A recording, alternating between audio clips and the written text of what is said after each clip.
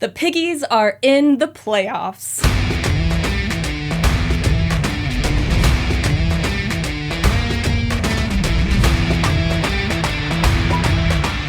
Welcome to From Center Ice. My name is Courtney, and here I am talking about the one and only Rockford IceHogs because they have made the American Hockey League playoffs. They are currently in the first round play-in series, matching up against the Iowa Wild. Game number 1 was last night. But before I jump into talking about the game, let's talk a little bit about how the IceHogs and the Wild got here. Let's just start off with a very basic fact. For those of you who don't know, the Rockford IceHogs are the American Hockey League affiliate of the Chicago Blackhawks, and the Iowa Wild are the affiliate of the, let's see if you can guess this one, Minnesota Wild. So it's a good old Central Division rivalry in the AHL and the NHL. Now for Rockford, it was kind of a roller coaster of a season. It started off okay, and they gradually got better as they went along, until it hit January 1st,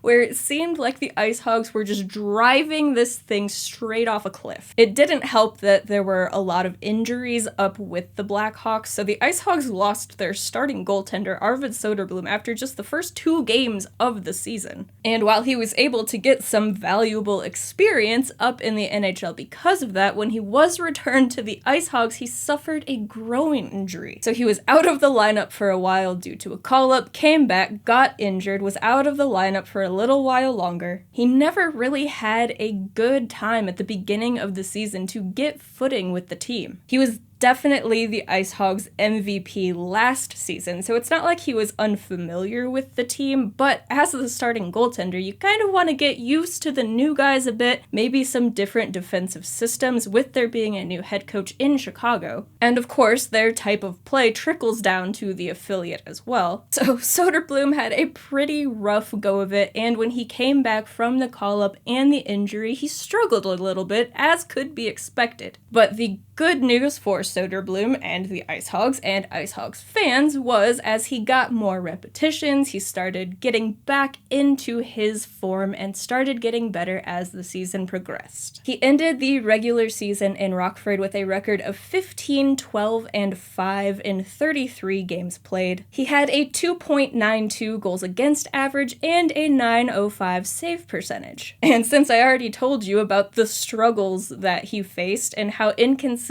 his game was for a while there in Rockford, those numbers are pretty decent for Söderblom. His backup for most of the season was Jackson Stauber. Blackhawks fans will be familiar with him. He also got called up to the NHL, and he went something like 5-1 with the Blackhawks or something crazy like that. I don't know what kind of goaltending voodoo he was channeling up with the Blackhawks. But with Rockford, he played 17 games and had a record of 6-8-0. He ended with a 3.32 goals against average and an .894 save percentage. That is quite the difference from the goaltender that Blackhawks fans saw up in the NHL compared with how he performed down in the American League. And those two will likely be the tandem for the entirety of their playoff run. Obviously, Arvid Söderblom played in Game 1, but the IceHogs do also have Anton Khudobin, and Drew Commesso joined the team at the end of his collegiate season. I doubt they just throw him into a playoff game, so it'll still be a while before we see how Commesso performs in the American League. But since he joined the team, he will be around for the playoffs, see how that experience goes, and then he will have the off-season to get ready to come into the lineup next year. So those are your goaltenders. Now let's talk about the skaters in front of them. The leading scorer for the Rockford IceHogs is, of course, Rocco Grimaldi, but most of the points that he scored this season came while he was with the San Diego Gulls. They picked him up at the trade deadline, and that was one of the bigger moves around the American League. Grimaldi finished with 33 goals and 40 assists on the season, but only 6 of those goals and 11 of those assists came with the IceHogs. That did put him at 17 points in 16 games, so still over a point per game. But just for the sake of clarity, I'm letting you know that most of his points came with San Diego. But the thing here is Rocco Grimaldi has spent the majority of his American League career in the Central Division, and IceHogs fans are very familiar with him because he liked to score a lot on the IceHogs when he was facing them. So now he is on our side, and we are very happy to have him, and you will see especially why once I get to talking about the game. But the IceHogs' second leading goal scorer was David Gust. He also did see time with the Blackhawks. It was only a few games, but he made his NHL debut, and that was just a great story because he was a Calder Cup champion with the Chicago Wolves last season, but over the summer he contemplated retiring because he's getting closer to 30 and he hadn't made his NHL debut yet. But he did sign with the Blackhawks organization over the summer, spent the majority of the time with the IceHogs this year, but did receive that call-up, and he got a goal at the NHL level. So that was a fantastic story for Gust, and he's had a wonderful season in Rockford. Through 65 games with the IceHogs, Gust scored 26 goals and added 33 assists. That was good for 59 points, and that is the highest total of points scored with the IceHogs this year. Again, Rocco Grimaldi had 73 points on the season, but 17 of those came with Rockford. Next up was another newcomer to the team in Brett Seney. He also saw time with the Blackhawks this year. You can see why the season was so up and down for Rockford because these high point scorers in the American League spent time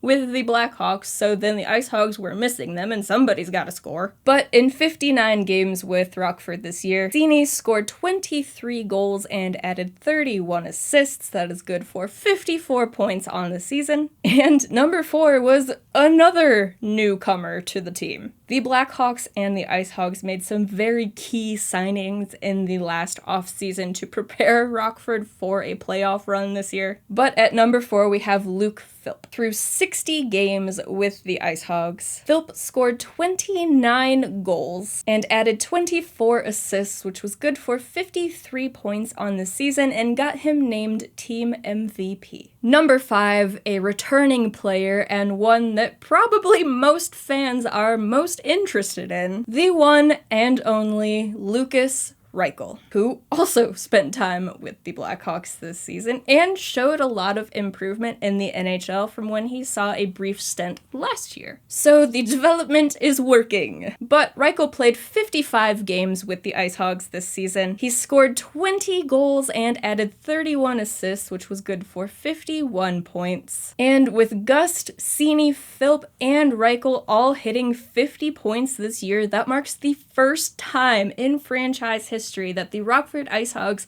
have had 4 50-point scorers. So even though it was a rather up and down season, the offense definitely took off more this year. It was just unfortunate that our starting goaltender was dealing with injuries and call-ups and never really had a consistent start to the year. Maybe we would have seen some better outcomes throughout the season. But hey, they made it into the postseason, and at the end of the day, that is all that matters. So there are your top 5 point scorers for the Rockford IceHogs this year. Now let's talk about some team stats really quick before I jump into talking about the playoff game. The Hogs finished with a record of 35, 28, 5, and 4. Now for those of you who are only NHL fans, that record might seem a little weird, but the American League separates out overtime losses and shootout losses. So the Hogs lost 5 times in overtime and 4 times in the shootout. That was good for 79 points on the season and 5th place in the Central Division. Funny enough, they tied in points with the Iowa Wild at 79, but Iowa had the tiebreaker, so they ended 4th in the division. And it came down to the very last game. The IceHogs had a pretty steady hold on a playoff spot up until like the final month of the season. March was pretty rough on them, and the Chicago Wolves, who were out of the playoffs all year, had a great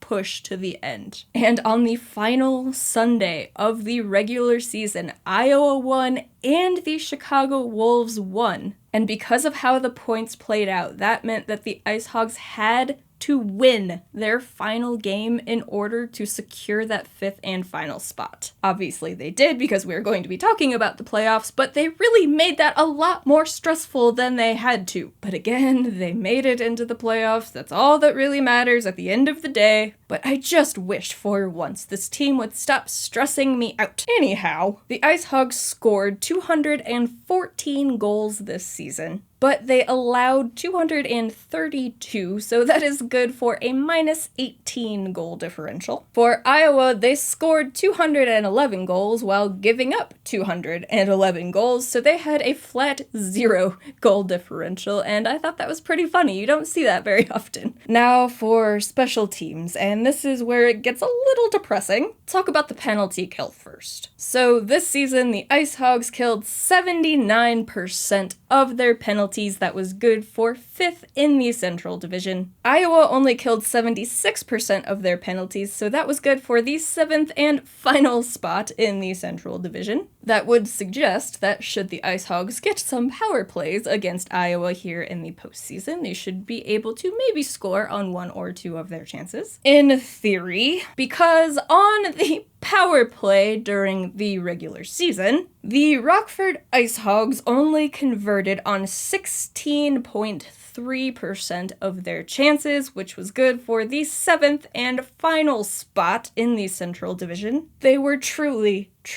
horrible, which, thinking back to what I had said about the offense getting better this year, is kind of crazy to think about. But then again, you have to remember the call-ups and all of that. But still, there is really no reason that the power play should have been that awful, but they do kind of fall victim to overpassing on the power play. And the IceHogs really aren't that great at getting a net front presence to take away the eyes of the goaltender. So it all starts to make sense how they were so bad when they had so many players who could put up points. Now for Iowa, they weren't a whole lot better, only converting on 18.1% of their power play chances, but that was good for 5th in the Central Division. So these two teams going into the first round were pretty evenly matched. They did play each other 12 times in the regular season. If you are not familiar with the AHL or how the scheduling works, the majority of your games are against your division opponents. You will only see a handful of games against teams in other divisions, so you end up playing the teams around you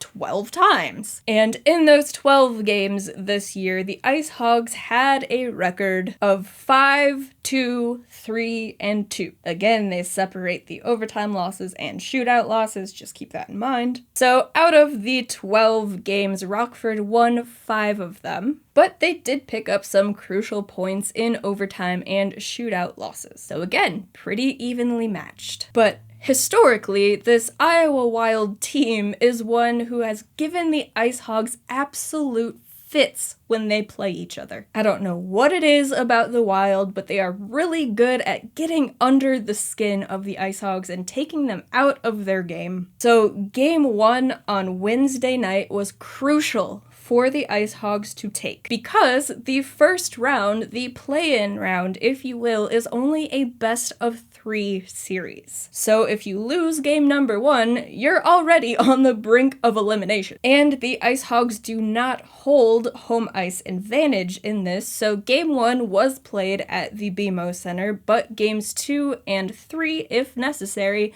are played in Iowa. Perhaps the good news for the IceHogs is during that 12-game series, when they were playing in Iowa, they had a record of 3-1-2, so it's not like they were horrible away from home. So let's just talk about how game number 1 went between these two Central Division rivals. As I stated earlier, Arvid Söderblom was in net, but the Iowa Wild have Jesper Wallstedt in net, and he is one of the top goaltending prospects. So while we love Arvid, and Arvid is very good, and I fully believe in him, if you had to rate the two goaltenders just based on potential, then Wallstedt would get the slight edge there. But the good news for the IceHogs is their top 2 forward lines are the most stacked that maybe they have been in a long, long time. On line number 1, you have Rocco Grimaldi on the left wing, Joey Anderson on the right wing, centered by Lukas Reichel. And on line number 2, you have Brett Seney on the left wing, David Gust on the right wing, centered by Luke Philp. Those two lines can do some damage. And damage they did, but we will get to that. So, the first period, and it did not take very long for the scoring to get kicked off in this game because 3 minutes and 26 seconds into the first period, Dakota Mermis for the Iowa Wild took a shot from the point toward the net, but ping! A goaltender's best friend or worst enemy, the goalpost, saw that puck. Unfortunately, after the post saw the puck, Arvid Söderblom lost the puck, so did Galvis, who was in front of the net. Alex Vlasic, who had been with his man on the right wall, saw the loose puck a second or two too late, and Bobby Lynch got beat to the puck by his man, and Mitchell Balmas had a wide open net to shoot that puck into. 1-0. Iowa. And I'm not gonna lie here, when Iowa scored first, there was a deep sense of dread in my soul. Because as I had mentioned before, this Iowa Wild team is one that has given the IceHogs absolute fits. And it was their first shot on goal that became their first goal of the game, so that's never something that you really want to see. But 18 seconds later, 3 minutes and 44 seconds into the first period, Luke Philp won the offensive zone faceoff at the right faceoff dot. Brett Seney grabbed the loose puck from below the right circle, skated up to the right half wall, passed that puck to David Gust, who was hanging out in the high slot. Gust received that pass and rifled it past Wallstedt's stick side before he could get set for the shot. The IceHogs' first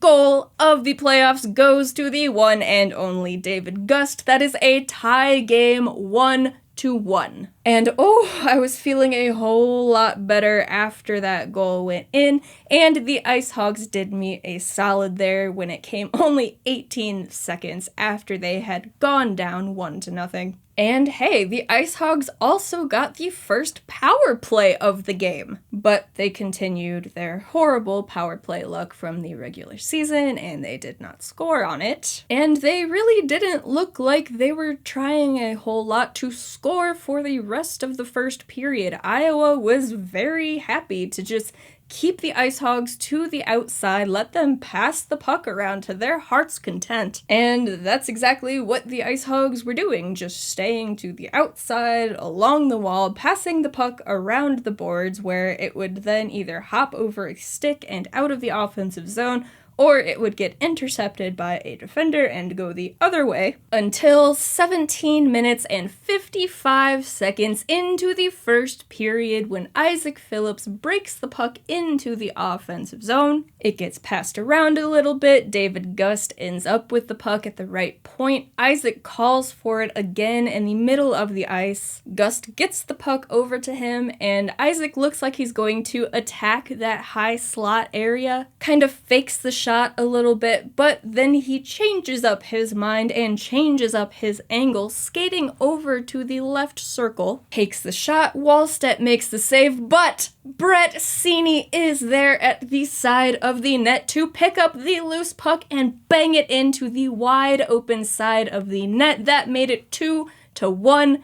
in favor of the Rockford IceHogs. They had a lead! I was not expecting that. I was very pleased when it happened. And it was a beautiful play all around, but it does not happen if Isaak is not patient with the puck, surveying his options, changing up his angle to make the goaltender and the defenders move, leaving Brett Seney wide open on the far side of the net. And this is why for so long I have been saying they need to use Isaak in a more offensive role. Yes, he is also great as a shutdown defender, and he is on the top defensive pair for a reason, but he has more of a two-way game to him than they have really used him for, at least in the first half of this season. He has a sneaky good shot, he is good at reading the play, and he just always seems to make things happen. Even in his stint with the Blackhawks this year, you saw a few times where he was able to keep the puck in at the blue line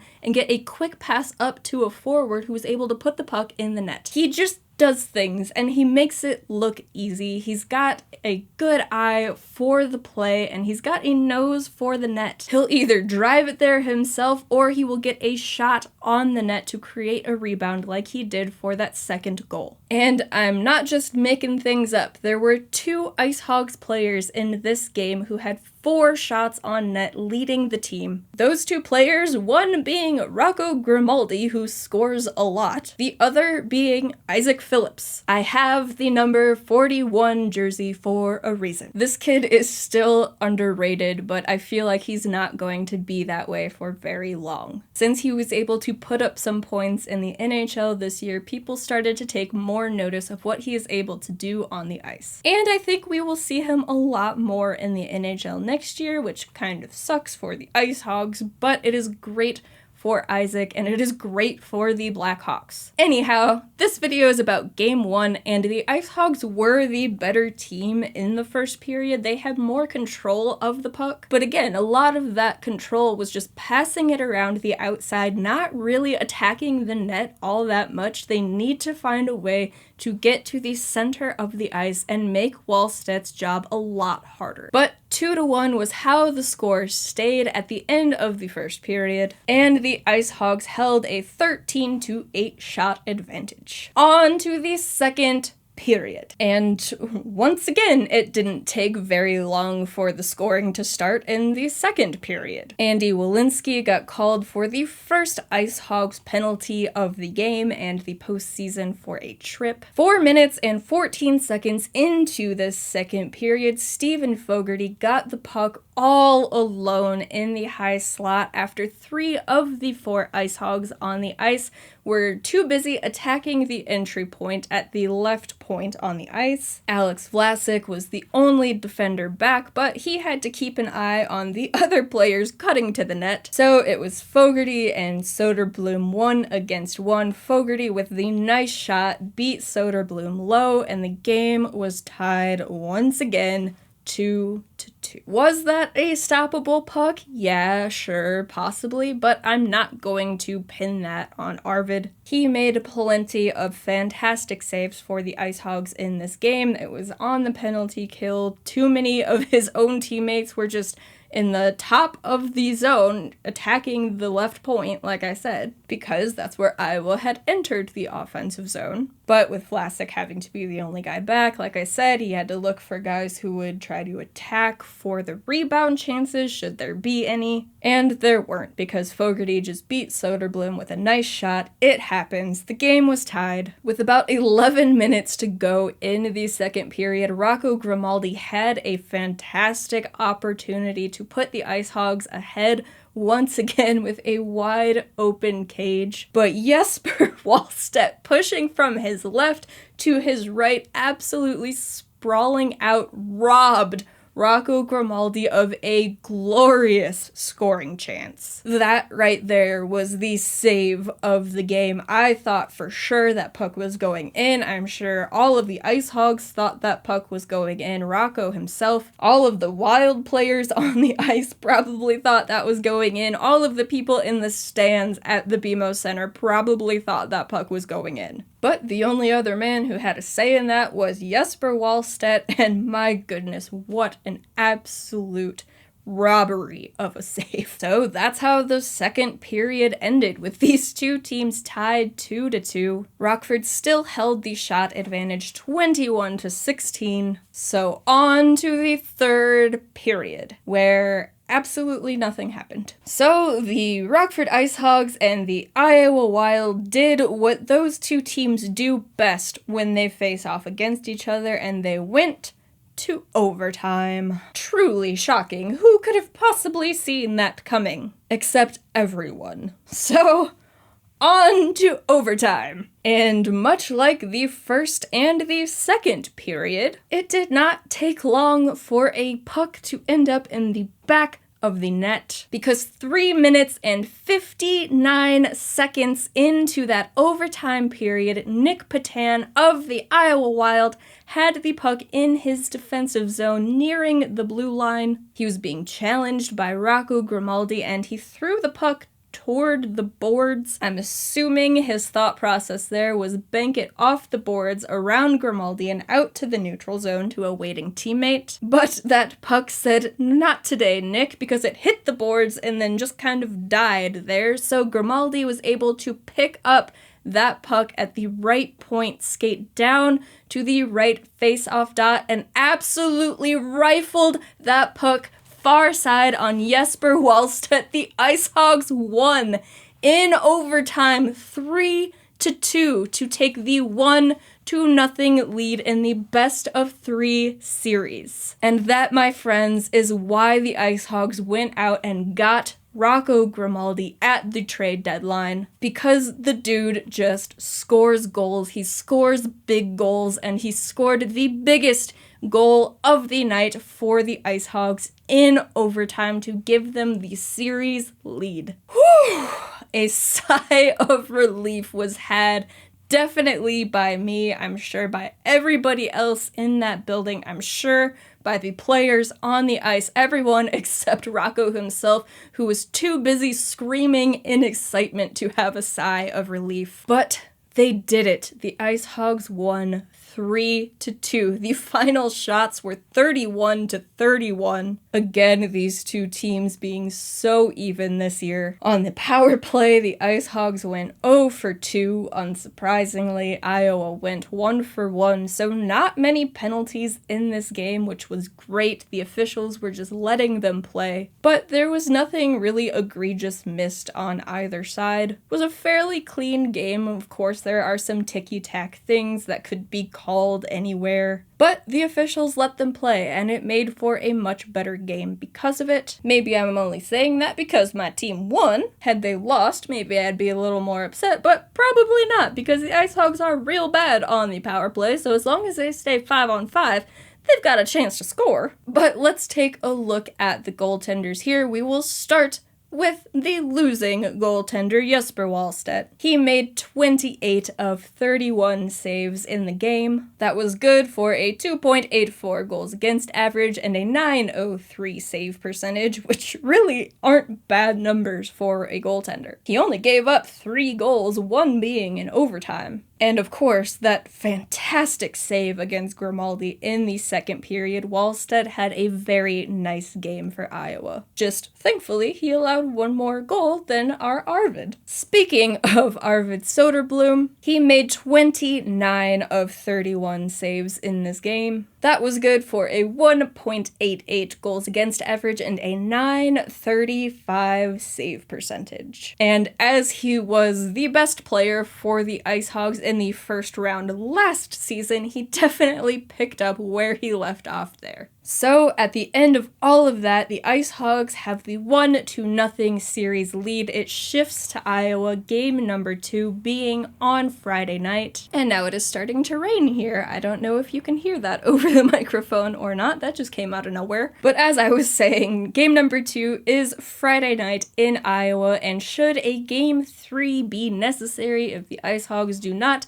close out the series tomorrow night, game number 3 will be on Sunday in Iowa. Let's hope they can just wrap this thing up quick on Friday, have a nice break to catch their breaths and get ready for the next series. But Iowa's a good team, so we can't count on that happening. We can just hope. But all of that being said, thank you all so very much for tuning into this video. I appreciate each and every one of you. If you would like to hear more from me or from Center Ice, you can head on over to FromCenterIce.com. There's links links to all the places you can find us over there, or if you look down in the description of this video, you will find all of the links to our social media pages. You can follow along on there. And if you're not subscribed yet, subscribe to this channel, give this video a like, show some love to me and the Rockford IceHogs, and the Iowa Wild if you're a fan of theirs and happen to be watching this video. But that's gonna do it for me in this one. I have to throw this video into the edit machine and then get ready for Game 2 between the Toronto Maple Leafs and the Tampa Bay Lightning. Wish me luck there, my friends,